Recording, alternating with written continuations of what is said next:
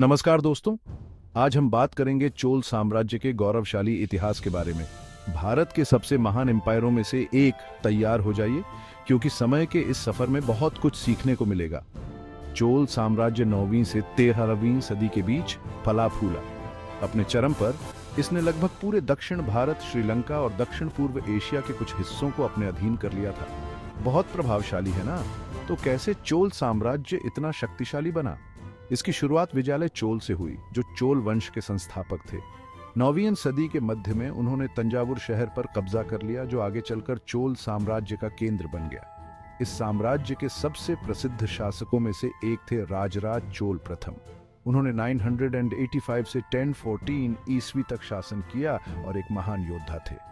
उनके नेतृत्व में चोल साम्राज्य ने अपनी सीमाएं बहुत दूर तक फैला दी। उनके शासन में चोल नौसेना इतनी ताकतवर हो गई कि उसने पूरे हिंद महासागर पर अपना दबदबा बना लिया।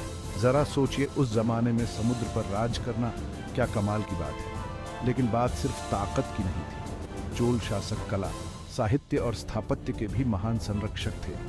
क्या आपने तंजावुर के शानदार बृहदेश्वर मंदिर के बारे में सुना है?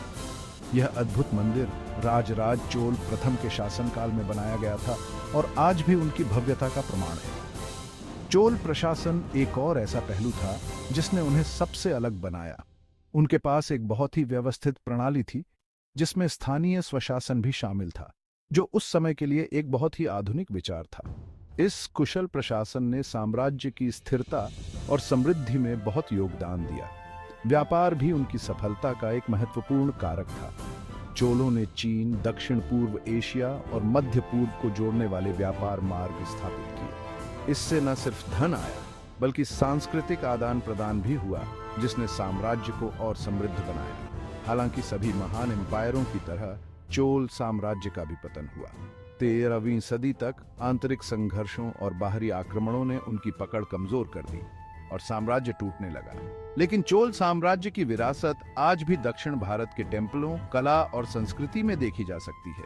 तो यह थी चोल साम्राज्य की अविश्वसनीय कहानी।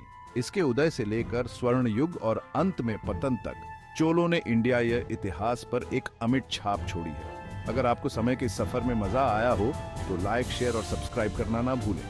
देखते रहने के लिए धन्यवाद और अगली बार तक इतिहास की खोज जारी रखें।